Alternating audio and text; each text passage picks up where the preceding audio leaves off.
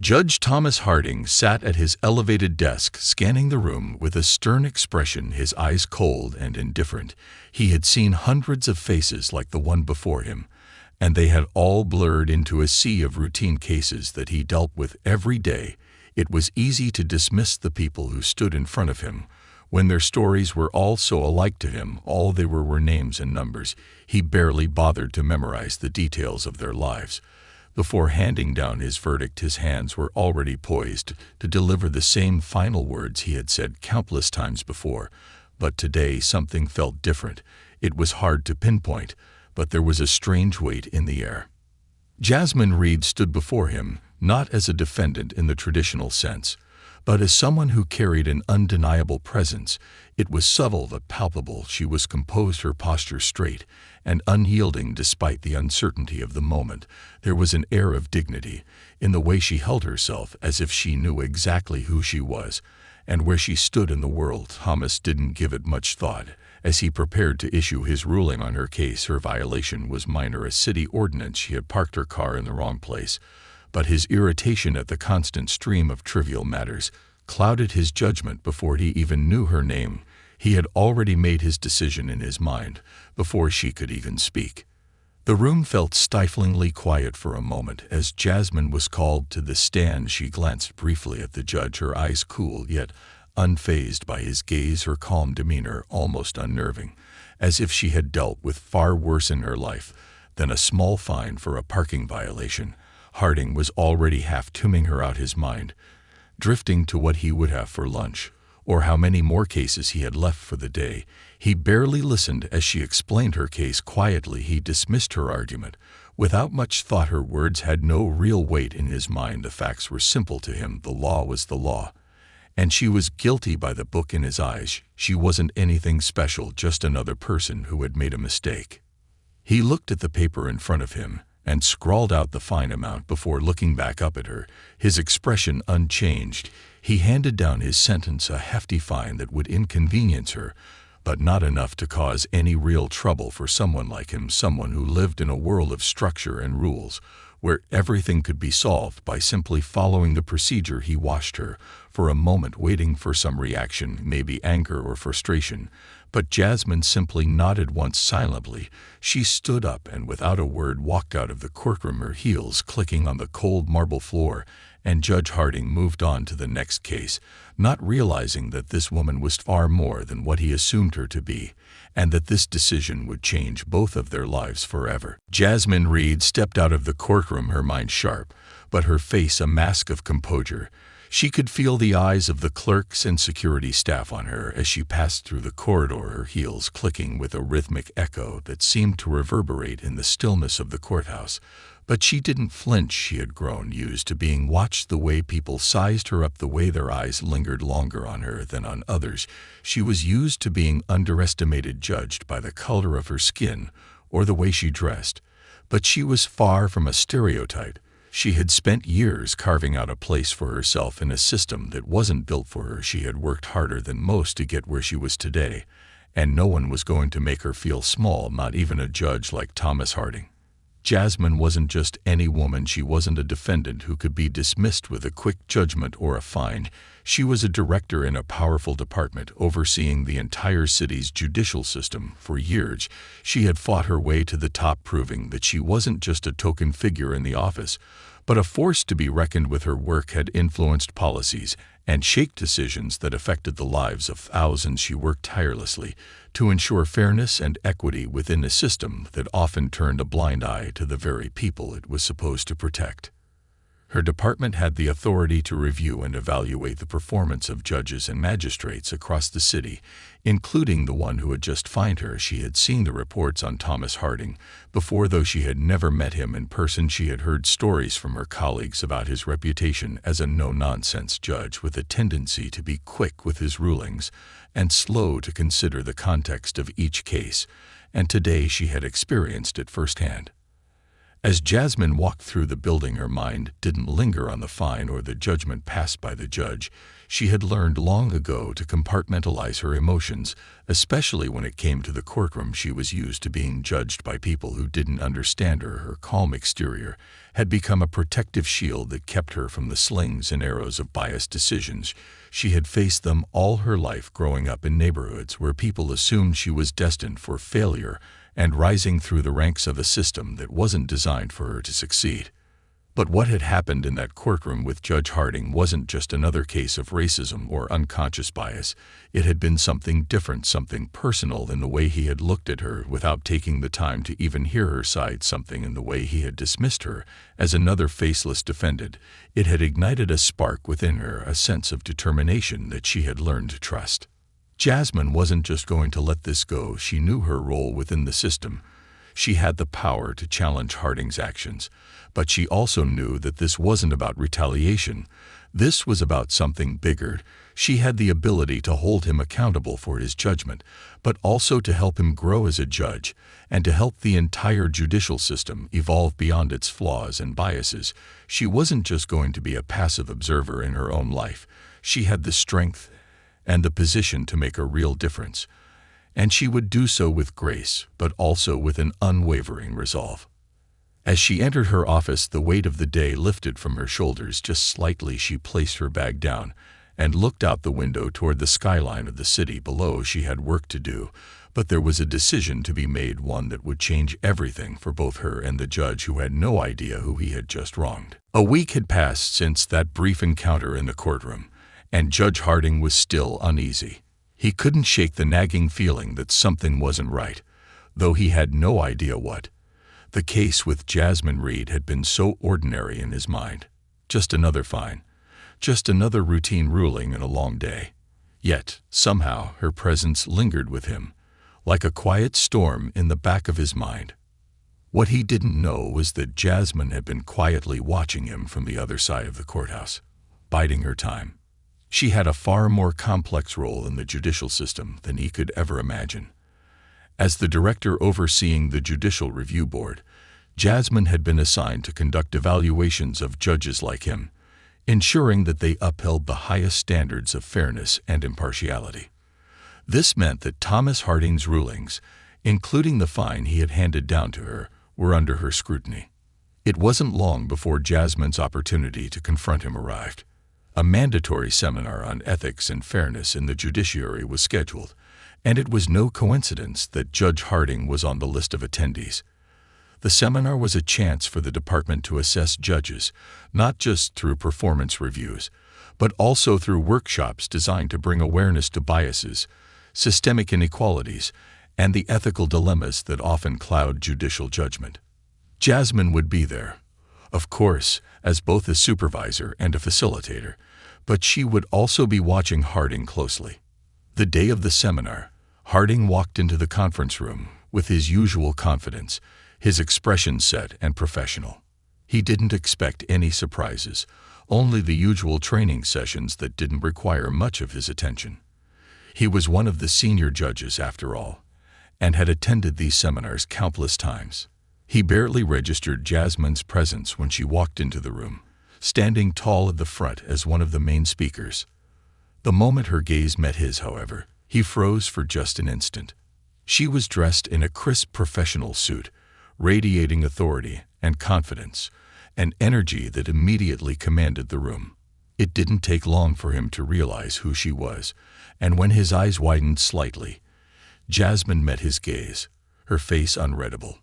The seminar began, and Harding sat back in his chair, ready to tune out the familiar talks about fairness, ethics, and unconscious bias. He had heard it all before. But as Jasmine began to speak, he found himself paying attention. Her voice was calm but firm, and the words she spoke carried weight that echoed in the back of his mind. She spoke about the impact of unconscious bias in the courtroom, how it could manifest in the way a judge interacted with defendants, especially those from marginalized communities. She detailed how the justice system often treated people as stereotypes, not individuals, and how those biases could shape the way cases were ruled. Harding shifted uncomfortably in his seat. He couldn't help but wonder if this was meant to be some sort of indirect criticism of him. Then, Jasmine turned the conversation to the very topic he had been trying to avoid. Her own case, the fine he had handed down in his courtroom. She didn't name him directly, but she described a real-world example of how bias could manifest in seemingly small, everyday decisions. Harding's heart skipped a beat. His mind raced as he connected the dots. This was about him, wasn't it? He felt a wave of shame wash over him, his body stiffening as his own actions were scrutinized without his knowledge. The room felt suddenly hot, the air heavy with the weight of his guilt. But Jasmine, unfazed, continued her lecture, focusing on how every decision in the courtroom had consequences beyond the legalities, how the human element was always at play.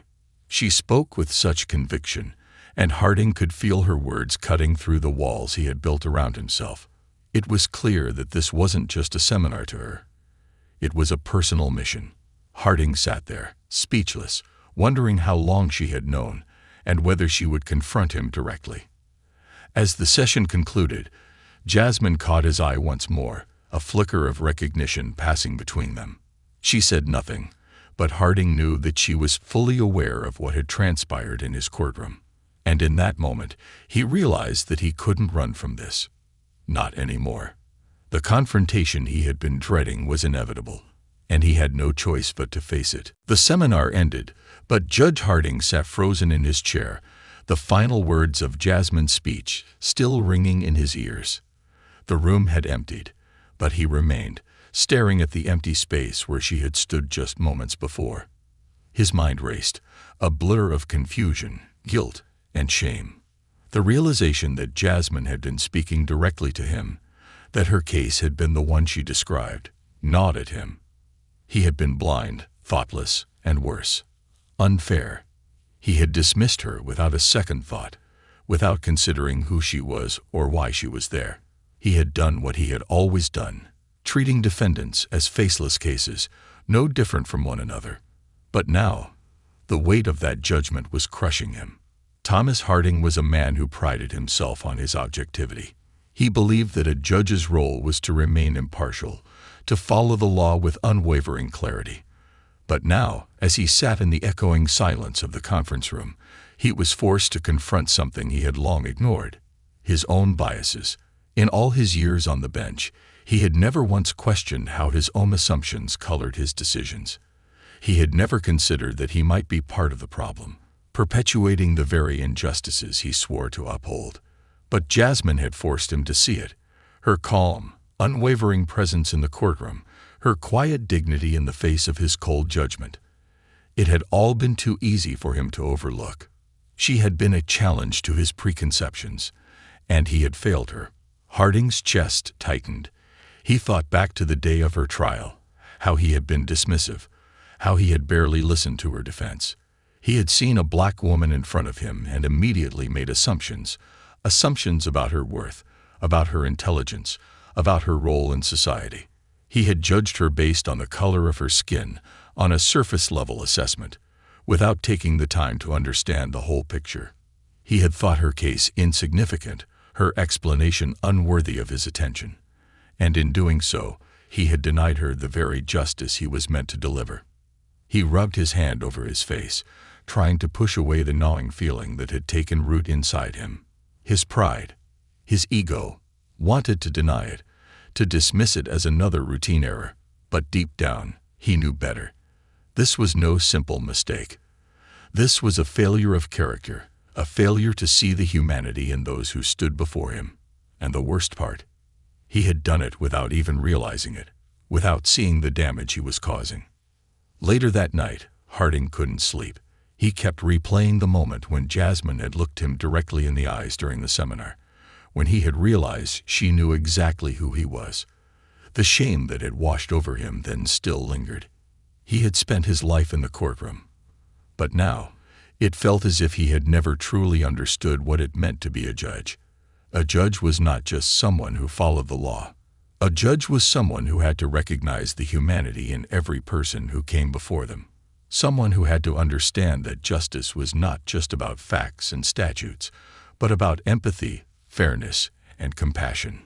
His thoughts drifted to his colleagues, to the other judges he worked with, who often shared his dismissive attitude toward cases they deemed small or trivial. He had fallen into that same trap.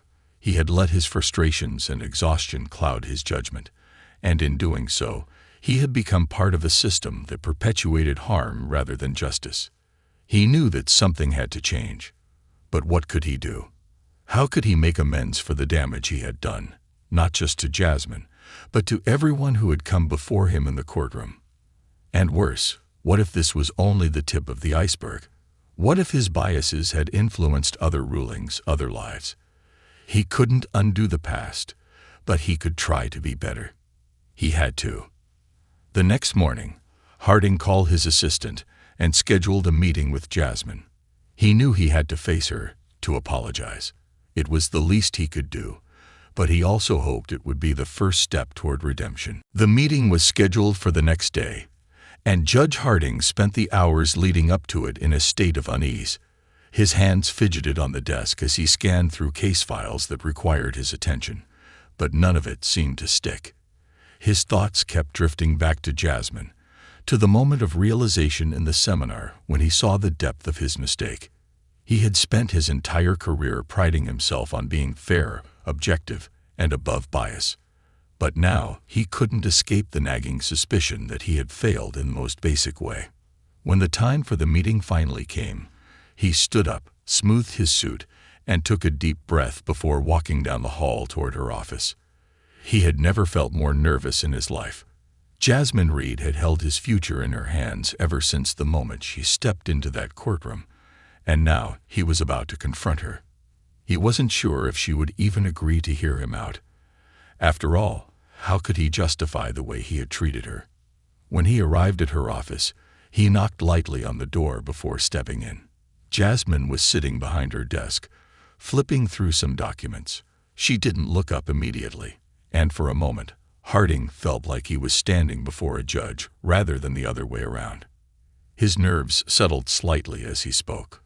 "Ms. Reed, thank you for meeting with me," he began, his voice steady, but with an undertone of hesitation. "I know I owe you an apology, and I don't want to waste your time." Jasmine put down her papers and looked up at him, her expression neutral but sharp. "I'm listening, Judge Harding," she said, her voice calm yet firm, as if she had expected this moment. He took a deep breath, gathering his thoughts. "I've been thinking about our encounter in the courtroom and the seminar, and I realize how wrong I was. I didn't listen to you. I dismissed you. I didn't take your case seriously, and I didn't consider your humanity. I failed you as a judge, and more than that, I failed in my duty to serve justice. You didn't deserve that." Jasmine's gaze softened slightly, but she didn't respond immediately. Instead, she simply nodded, her silence making him feel the weight of his words. She could feel the sincerity in his apology, but it was more than just an apology that was needed. She had witnessed firsthand how systemic biases ran deep, even in people who thought they were beyond them. Harding continued, "I've spent my career focused on the law, on the facts. But I didn't see you, Jasmine. I didn't see the person standing in front of me, the struggles you might have faced, the strength you carry. I can't undo what I've done, but I want to learn. I want to do better, both as a judge and as a person. Please, I need your help." Jasmine leaned back in her chair, her fingers lightly tapping the edge of the desk. She had heard similar apologies before, empty promises made by others who had been caught in their ignorance.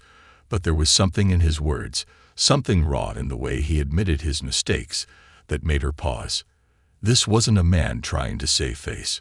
This was a man trying to do better. She studied him for a long moment before responding. "Judge Harding, it's not enough just to apologize. You can't just wake up one day and decide to be different. You have to confront your biases and understand where they come from. You have to do the work. And more importantly, you have to acknowledge the power you hold. In the courtroom, your decisions don't just affect cases, they affect lives. And I want you to understand that." Harding nodded, his throat tightening as the gravity of her words sank in. He wasn't ready for an easy fix, but he was ready to face the truth, no matter how uncomfortable it might be. "Tell me what I need to do," he said, his voice earnest. Jasmine stood up from her desk and walked to the whiteboard, where she had been outlining the next session for the judiciary's mandatory implicit bias training. She turned to him and said, "I'm leading a training for judges on bias, fairness, and the intersectionality of race and law in a few days. You're going to attend, and you're going to engage. This isn't just about learning the right words. It's about changing the way you think and act. It's about confronting your own blind spots, even when it's uncomfortable." Harding was taken aback. This wasn't going to be a quick fix or a simple gesture of goodwill. He would have to work, to learn, and most importantly, to be vulnerable in ways that he had never been before. "I'm ready," he said, with a sense of determination that had been lacking before. Jasmine looked at him, searching his face for any signs of insincerity. When she found none, she gave a slight nod. "Then we start there." The next steps were unclear, but Harding knew one thing for sure.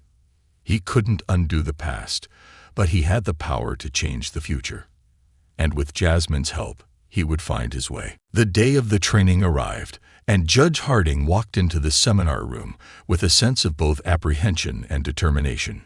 He had spent the previous week reflecting on his actions, reading about bias in the courtroom, and understanding the broader implications of systemic injustice. But he knew this would be different. This was not just about theory. This was about confronting his own blind spots, acknowledging the mistakes he had made, and most importantly, learning how to do better. The room was filled with judges from various courts across the city, all sitting at long, polished tables. Jasmine was at the front, standing with a calm yet commanding presence, ready to begin. Harding found his seat in the middle of the room, trying not to draw attention to himself. He was among his peers, but this felt different. He was no longer the confident, unchallenged judge. Today, he was a student, a novice, and the weight of that realization settled heavily on his shoulders. Jasmine began the session by addressing the group, her voice steady and authoritative. "Thank you all for being here. Today, we're going to have an honest conversation about bias in the courtroom. This is not a lecture on theory. This is a discussion about real, actionable change." Harding couldn't help but notice how her words immediately commanded the room's attention. She had a way of speaking that cut through the noise, drawing people in without force.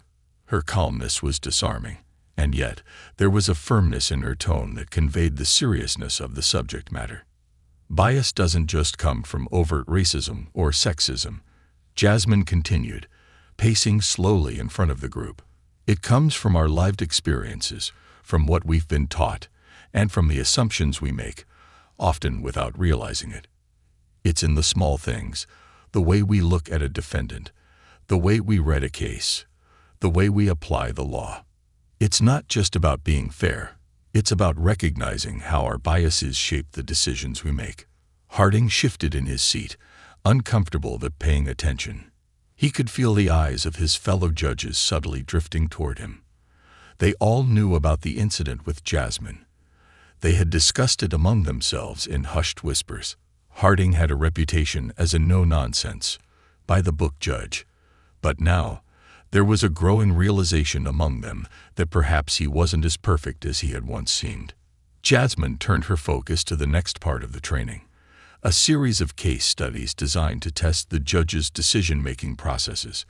The cases were real-world examples where bias, whether racial, gendered, or socioeconomic, had played a role in the judicial outcome. She distributed handouts detailing the cases, and the judges were asked to examine them, discuss their rulings, and reflect on their personal biases.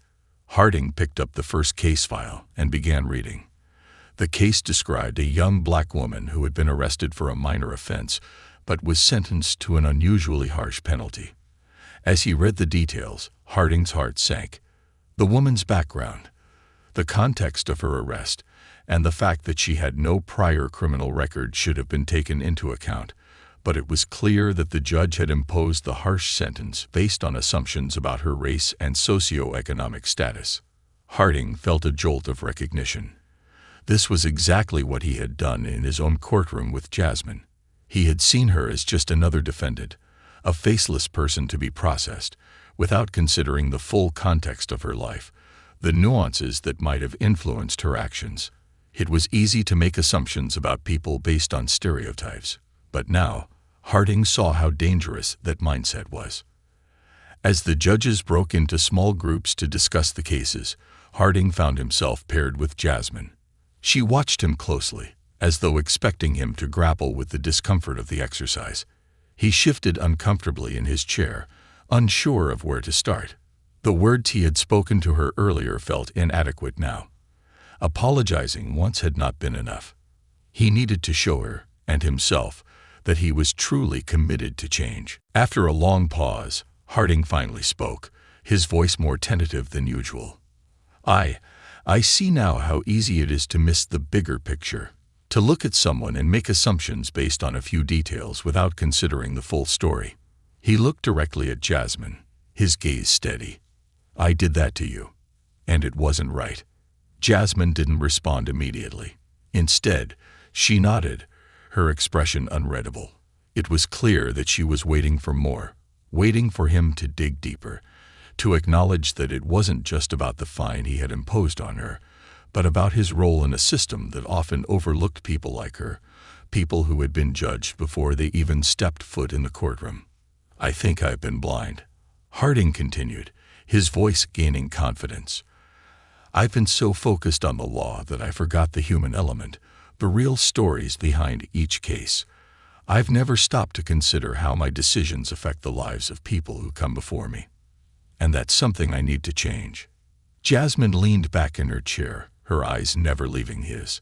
For the first time since their encounter in the courtroom, Harding felt a flicker of hope that perhaps he could make a difference, not just in his own life, but in the way he interacted with everyone who came before him. The training continued, but Harding's mind was elsewhere, reflecting on the weight of the responsibility he carried. The journey ahead wouldn't be easy, but for the first time in a long while, he felt like he was finally on the path to becoming the judge he had always aspired to be, a judge who saw people, not cases. Weeks passed since the training, and though Judge Harding continued to go through the motions of his work, something inside him had shifted.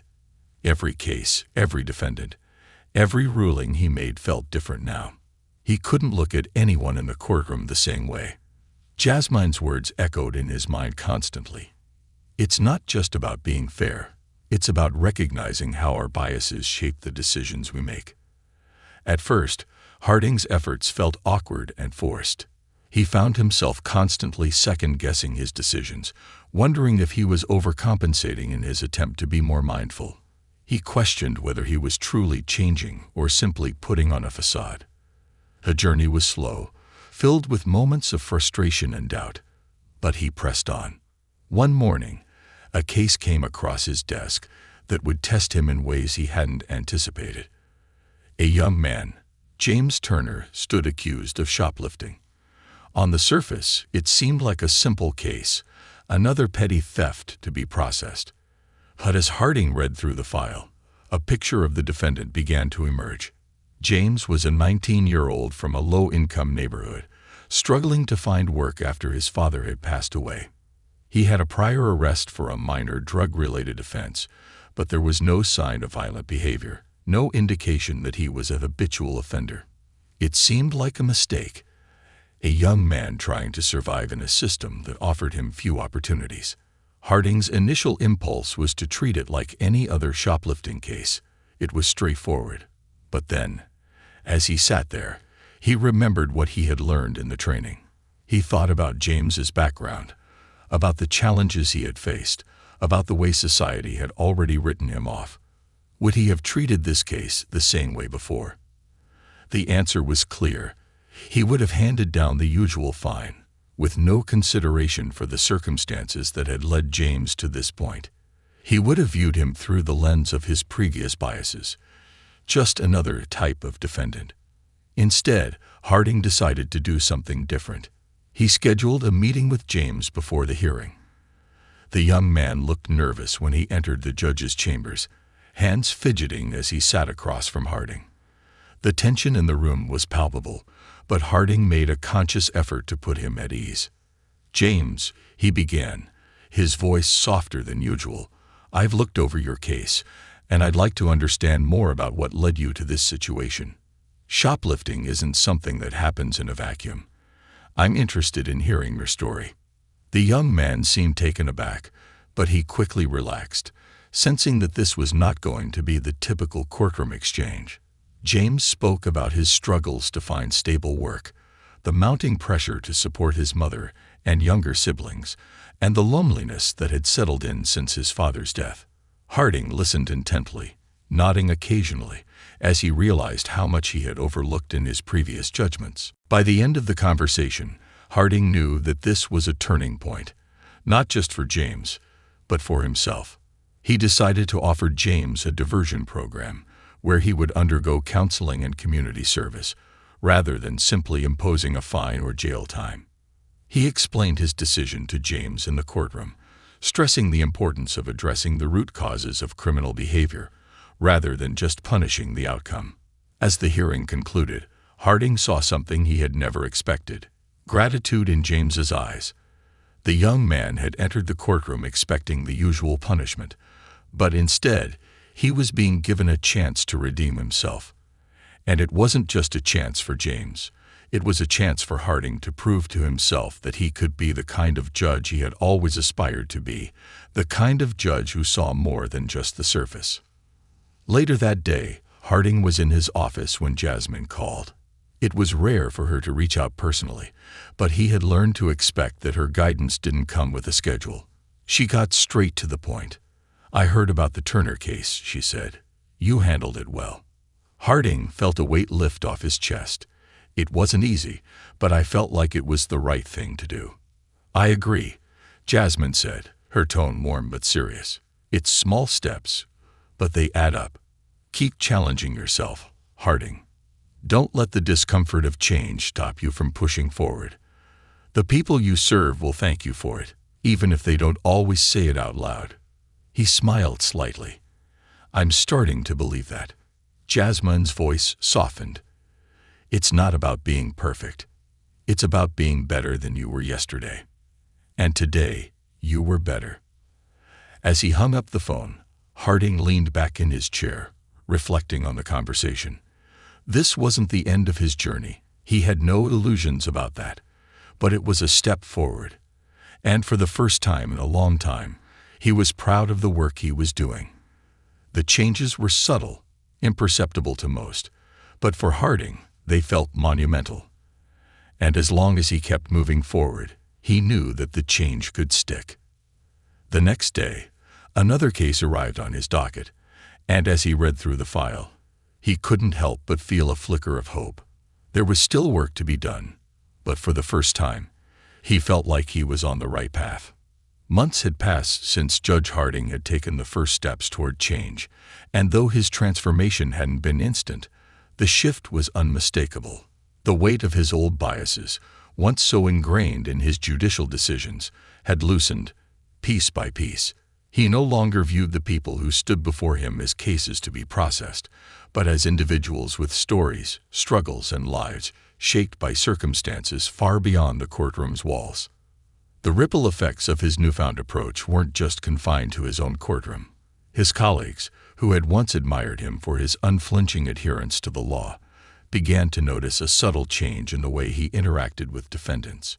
There was more empathy in his demeanor, more patience in his questioning, and a greater willingness to explore the complexities of each case. Though some were skeptical, others were intrigued. They saw a man who was willing to confront his flaws, to grow, and perhaps most importantly, to embrace a new vision of justice, one that didn't just apply the law, but also acknowledged the humanity behind every case.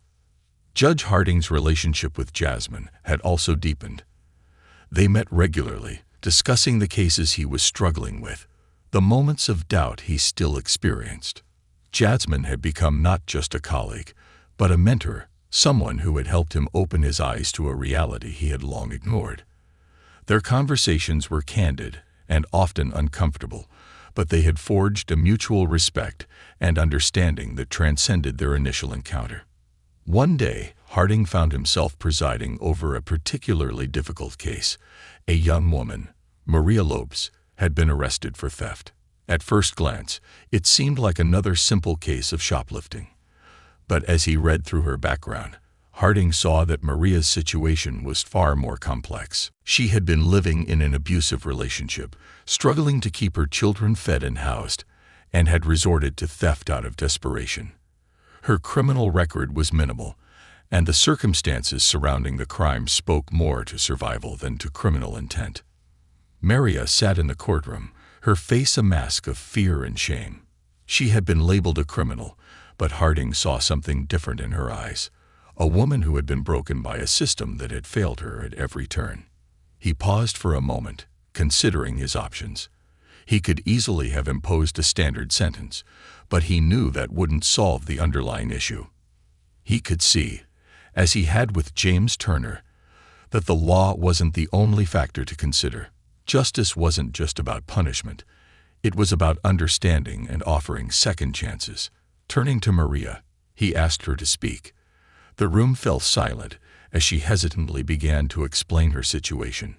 Her voice trembled at first, but as she spoke, Harding could see her gaining confidence. She spoke of her children, of her attempts to escape her abusive partner, and of the shame she carried every day.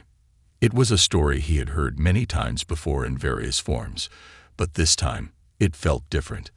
This time it felt personal.